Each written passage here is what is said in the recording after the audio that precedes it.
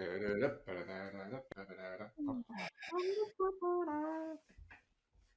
Ah, hello. Sorry, did I interrupt you happy. hanging a new calendar? Yes, you may indeed have. I was just hanging my new digital calendar, and happy new year to you, my friend. Happy New Year, everybody. Happy 2024. How about that 2023, huh? Huh? Oh man, you know what? I was not expecting the New Year's Eve that we had. I mean, what happened on the 31st of December was crazy. It was insane. I, I Wild. think, actually, I think it was illegal. But, Illegal, it might be. yeah, I won't say anything. You ain't say anything. Because Nope. that place Oh, we went to when the clock changed was wild. crazy, crazy. You know what? I What? I think that one of the insane responsibilities that I have as an Australian is that I'm always responsible for telling people how the new year is. Folks who live in different countries, I Oh my have gosh, I bet you get friends, that. yeah, all the time. Friends in the UK and friends in the US. They're messaging me. They're like, "Dude, like, what's 2024 like?" And I'm trying to tell them it's really, really not much better. Nobody ever asks you, quick, what's November 13th like? Or hurry, what's July 4th like? Nope, just that one day. It's that one day they want to know ahead of time because we Australians are living in the future. And what do they hope to achieve if they ask you what's 2024 is like and you tell them it's bad? Are they going to be able to say, oh, snap, I heard from someone in Australia, 24 is bad. Stop the clocks. I think they just must be like really big fans of Back to the Future, and they think that like if they get insider information, they can make money betting on sports games or stock trading or something like that. That's the only reasonable explanation. That sounds awesome.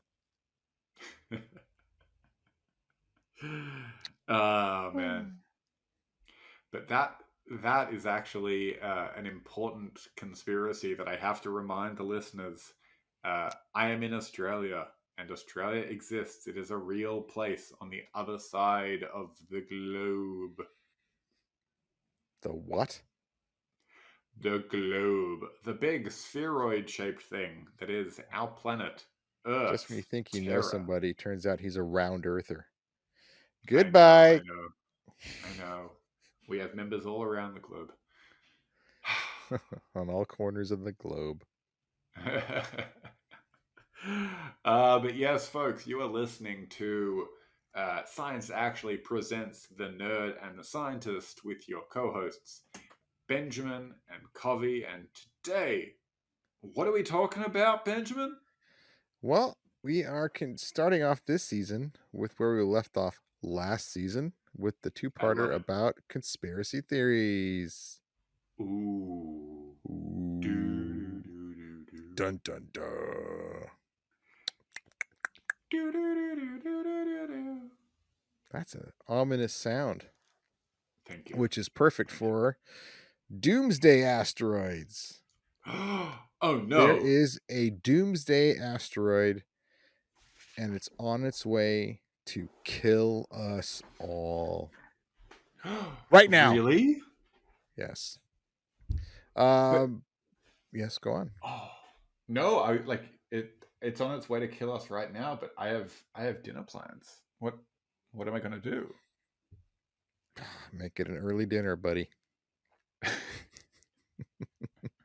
I feel like that's the sort of thing, and like you'd see in a trailer for a really bad like C grade sci-fi thriller. It's like an asteroid is heading for the Earth, and it cuts to like a screaming person in distress, like yelling at the protagonist, "Oh my God, what are we gonna do? It's about to hit us!"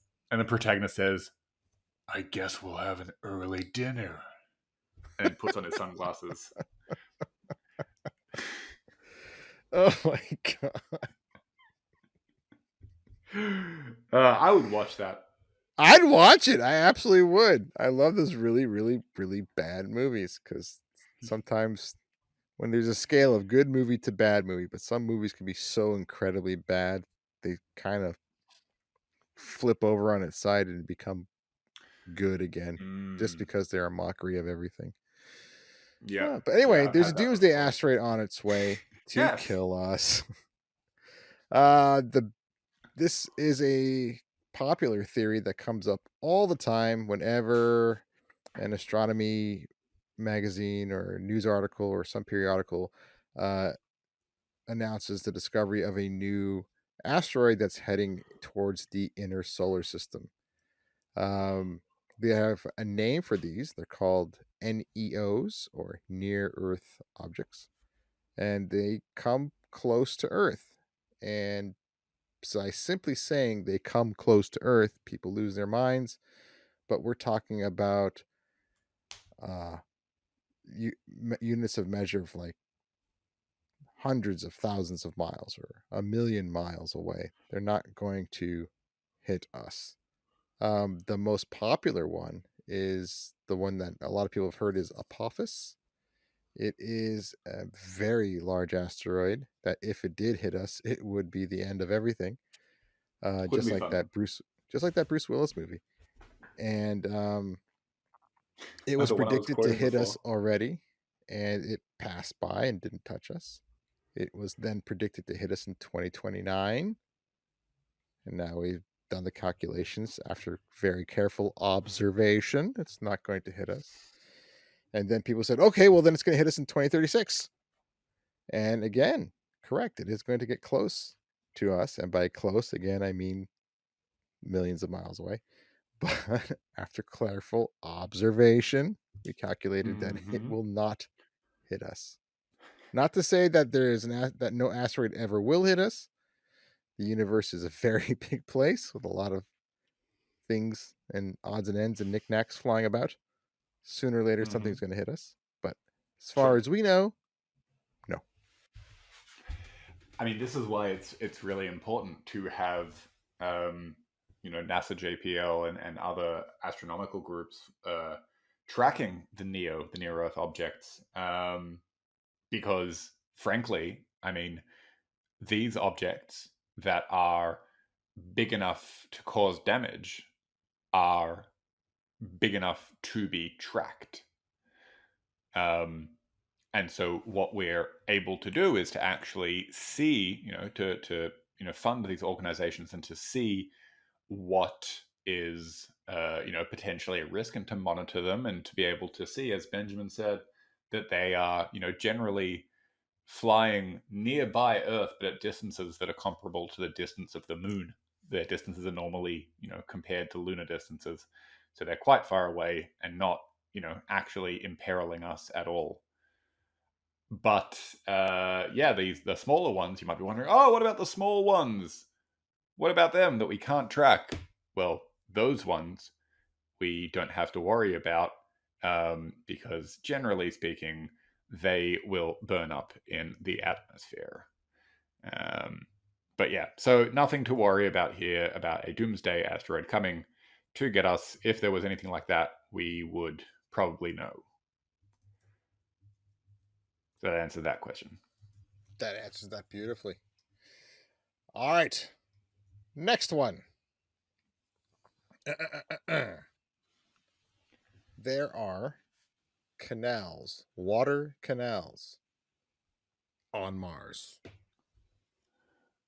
Water This canals is on a Mars. very popular, it was, excuse me, a very popular theory that came about and was published and spoken about at great length by Percival Lowell, who studied Mars at great length in the 1800s and early 1900s. Um, Hmm. he observed Mars for a great long while, and just as we discussed in our previous episode, people seeing things that aren't there. When you stare at something for very, very, very, very long, over and over and over, with great repetition, your mind starts to put things there that aren't. there. You start Right. recognizing patterns and trying to understand what they are. And so he saw a very great many dark parallel lines crisscrossing the surface of Mars, going to and from the poles, going across the equator. And he believed that those parallel lines, because parallel lines of that size don't appear in nature, so they had to have been man made. And what could be man made going to the poles? Why, canals to bring water from the poles. Mm. And why were those canals being brought to the poles? Well, of course, to bring water to the people closer to the equator. What people? You mean the aliens that live there? And it just kept going and going and going. And so his theory was, I see these blurry things. So reality was, rather, I see blurry things. And his interpretation was, blurry things must mean architecture on a level we've never seen by an advanced alien species. Okay, this goes back to what we were discussing at the end of part one, way back in season one, um, where if there's a boring and reasonable explanation of something, that's probably going to be the correct explanation. And stretching the imagination to find all of these wacky ways to describe something that could just be put down to a misinterpretation or poor data quality, um, with, it must be this more exotic thing. Well, that doesn't make sense. How do you explain that? And you have to explain that with something that's even more exotic and fanciful. And it's kind of like, the cover up is worse than the crime. It's like you have to come up with even more fantastic things to back up the claim that you're trying to make, and the claim itself would maybe kind of make sense in some situations. But yeah, that's it's a no for me. No, it's a huge no.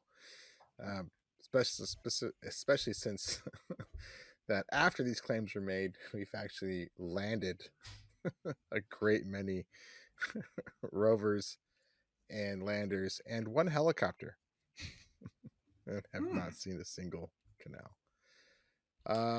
Wow. Yes. Wow. Wah, wah, wah. Actually went there and didn't see it. Wah, wah, wah, wah, wah. Oh man. One more? Let's do one more, and then I think we have an ad break coming up after that. Let's see if we can do a quick one. Okay. Some conspiracy theorists believe that there really isn't an edge to space and that there's air in space. And we know this because we have sent balloons into space.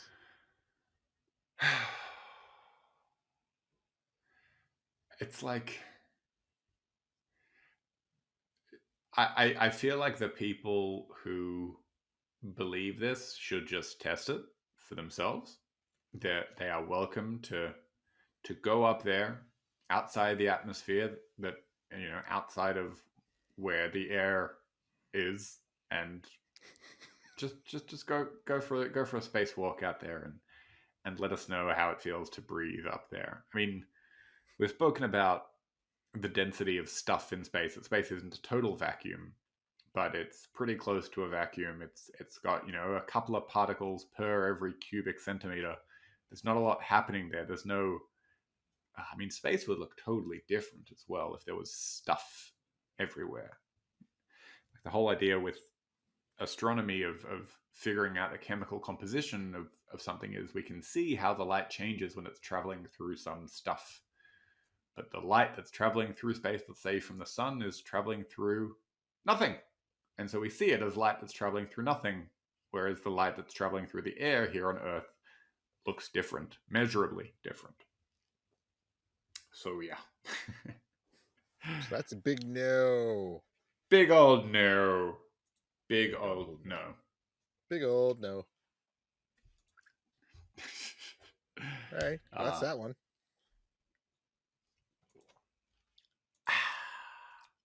You know what? Nice and I think refreshing. I'm ready for an ag break. Hey. Today, I'm going to tell you about this new thing that I'm drinking. You'll love it. Get ready to tantalize your taste buds with the extraordinary. Introducing Stellar Sip, the beverage that defies gravity and takes your palate on an interstellar adventure. Crafted from the rarest cosmic ingredients, Stellar Sip is more than just a drink. It's a cosmic odyssey, a dance of flavors that'll have your taste buds doing the moonwalk. Each bottle is a celebration of the universe's finest, harvested under the mesmerizing lights of distant galaxies. Stellar Sip is a taste sensation like no other. It's like a supernova explosion in my mouth. Truly out of this world. Elevate your refreshment experience with Stellar Sip, where every sip is a journey to the stars.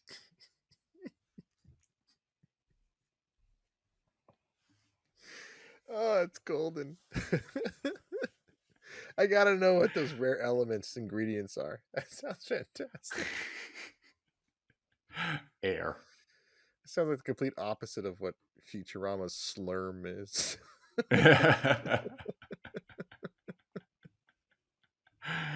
Oh, man.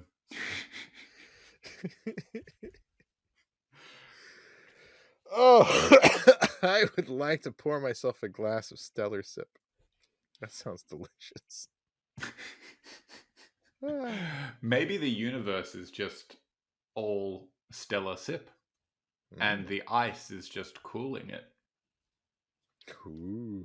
The ice. Yeah, little throwback to our last episode. The ice from the Weltslayer. Weltslayer.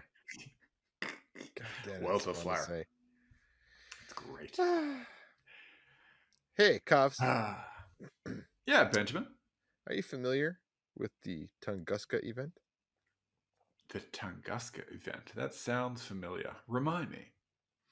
Sure. In the early 1900s, there was a giant explosion in Tunguska, which is out in Siberia, in I think someplace called Russia. It was this huge explosion, and it was so bright you could read from the light of it in London. It was huge, and there's a massive. There was no crater, but all the trees were flattened out in a radial way from the center. And people believed that this huge explosion, this destruction of the forest, this fire, this light, was all caused by a crashed alien spacecraft. Huh. Yeah. And did they find said alien spacecraft? No. Nothing. They dredged up the entire forest with one I can't think of the word. With one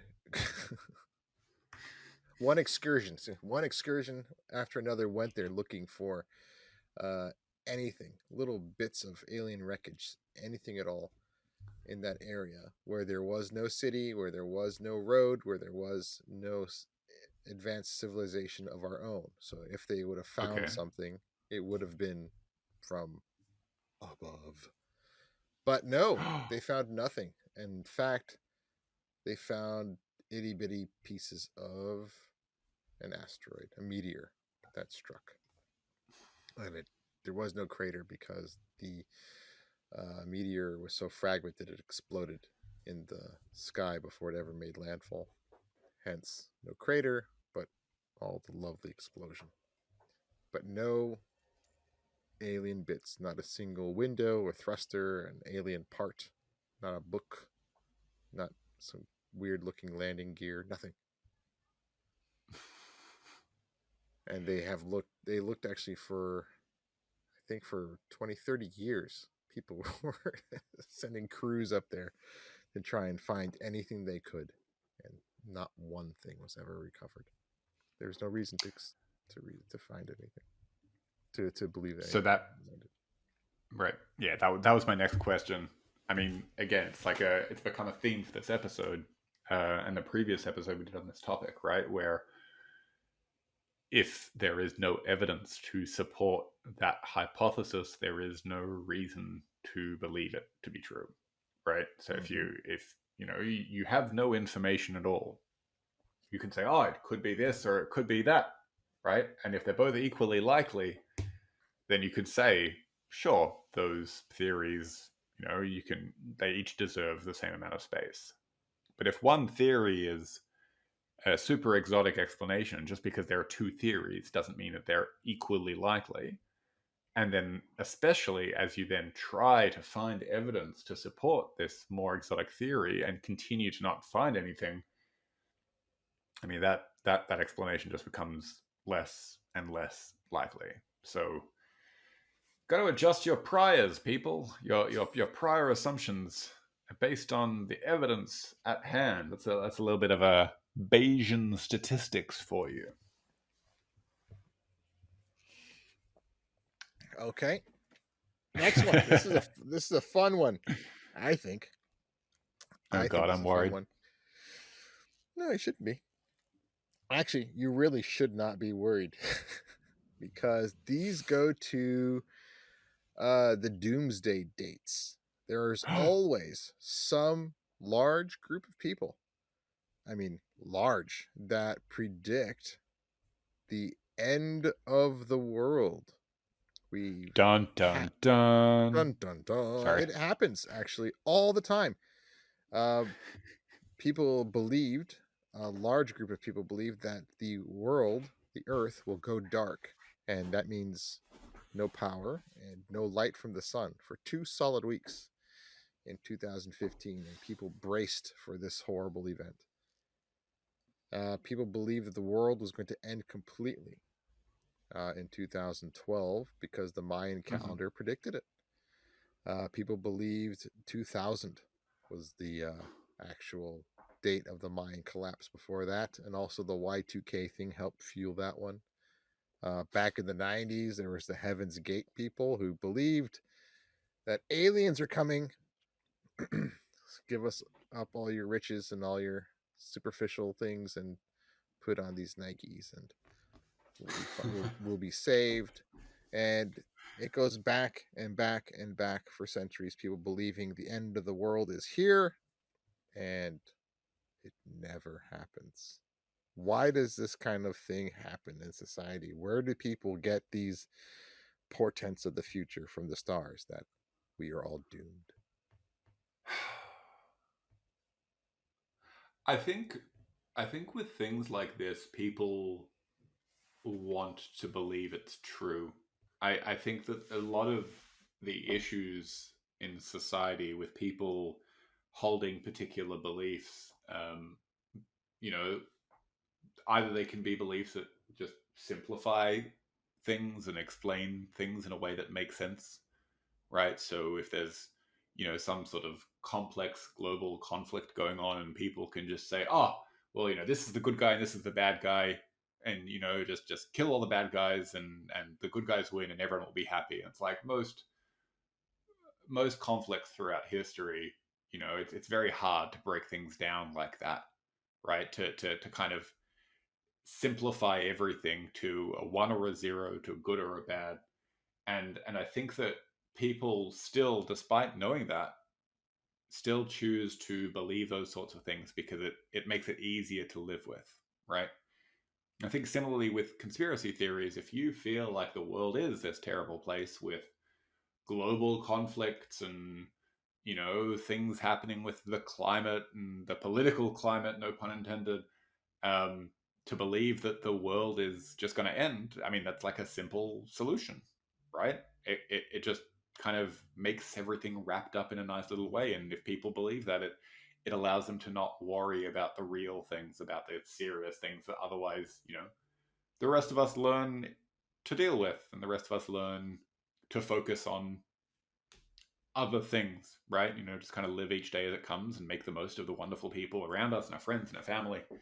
And these people, I guess, don't have that, unfortunately. And so they choose to believe in wacky things and they find friends and family and a community and a sense of belonging with a bunch of nut jobs drinking Kool Aid and wearing Nikes and doing whatever else it is.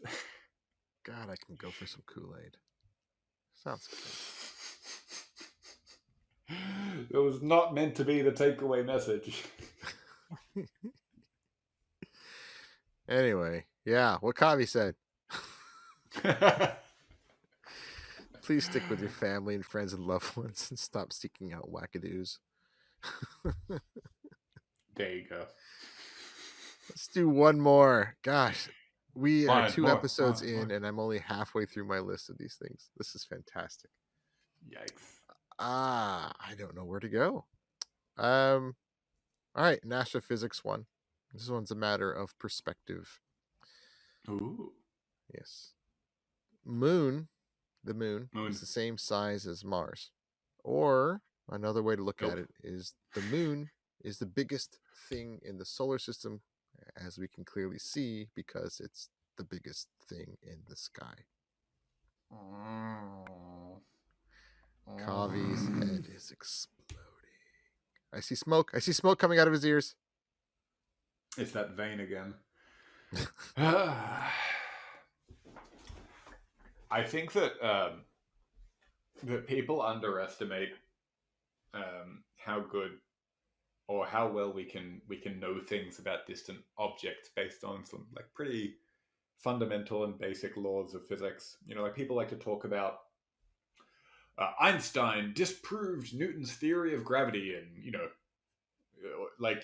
Newton destroyed, Newton canceled, blah, blah, blah. But the reality is that early science. I mean, listen, there are some cases where earlier science was just flat out wrong. But there's a lot of early science, like Newtonian gravity and Keplerian motion, that's basically right. It's just more approximate. It's less precise, and the deeper understanding isn't there. And so, my point being that even with these earlier approximations, we still can figure out the distances of all of the objects in the solar system and the masses of the objects in the solar system and how they interact, right? We can do that, and we can figure out how big these things are, how far away they are, and by doing that, we can very quickly disprove the moon is the biggest object in the solar system. I mean, like, the fact that a solar eclipse even works is only due to the fact that the moon is roughly 300 times closer to Earth than the sun, but it's also roughly 300 times smaller than the sun. If they were at the same distance, the moon would be tiny. So that's that. That's a good one. Let's see. Quick, small one. Let's see. All right, last one. A small one. See if you can handle this one. There is a hexagon on the north pole of Saturn. It is massive, and this is a result of advanced alien technology. Okay, so there is often we've talked a lot in this episode and previous episode about the recognition of shapes, right? Recognition of shapes and recognition of things that are familiar to us. And there are some things that are familiar to us that have certain symmetries or certain perfections, right? And when we see them, we think, oh, that's a symmetry, that's a perfection, and therefore it's something that it has to be designed in a particular way. Or somebody had, like, if you see a perfect circle on the ground, you think, oh wow, somebody drew that circle. Ignoring the fact that me personally, I couldn't draw a perfect circle. I'm not, a particularly coordinated artist. But there are a lot of things in nature that happen in symmetric ways, and that will create symmetric effects, symmetric byproducts.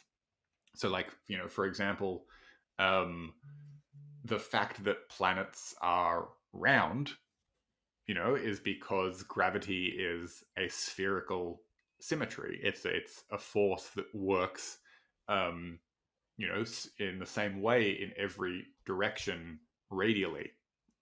So, similarly, the storm, the hexagonal storm, is due to symmetries that exist in that system, in the atmosphere. And so I would caution people from freaking out and assuming that anything in space that seems symmetrical must be created by some alien, because, I mean, just, there are other explanations that are natural and reasonable, and this goes back to the theme of the episode, right? Right. Polygons, perfect polygons, aren't the most common things in nature, but they do happen. And Saturn's just awesome. It's Ah, great.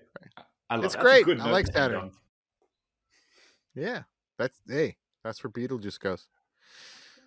Oh no, just don't say that twice more. I won't. Beetlejuice. Take us out, Benjamin. Ladies and gentlemen, thank you all for joining us for another episode of The Nerd and the Scientist, brought to you by Science Actually. So happy you're here with us for episode 1 of season 2 of Science of the show, starting off 2024 with a science bang. That's called chemistry. And Kavi, tell us, where can people find you? They can find me in Sydney, Australia, but if they would prefer to find me on the interwebs, they can find me at Fun Fact Science on all of the places that we spend way too much time, like Facebook and Instagram and Twitter, X, Hive or Hives. I can never remember which it is, but either way, probably not great for you. LinkedIn, TikTok, Bumble, Bumble. Hinge. Am I naming dating apps? I don't know. But Tinder. yes.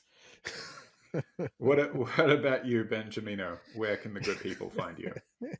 You can find me under the name of Science Actually, primarily on Facebook, but we're also on Twitter and Hive and Mastodon and Threads and TikTok and LinkedIn.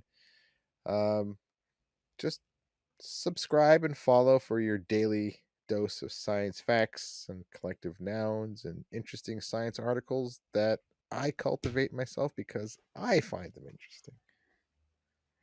And Love it. also, if you want to buy a t-shirt, that sounds great. There are many Science Actually shirts or Nerd and the Scientist shirts that you can get your greedy little hands on.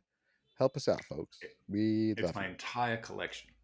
Uh, you are helping us because you're giving us an excuse to make all of these t-shirts that are the only things that I can wear, and helping us stay on the airwaves and bringing you that good science week after week.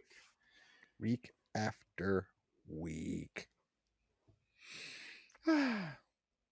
Good one again, Cobbs. I love it.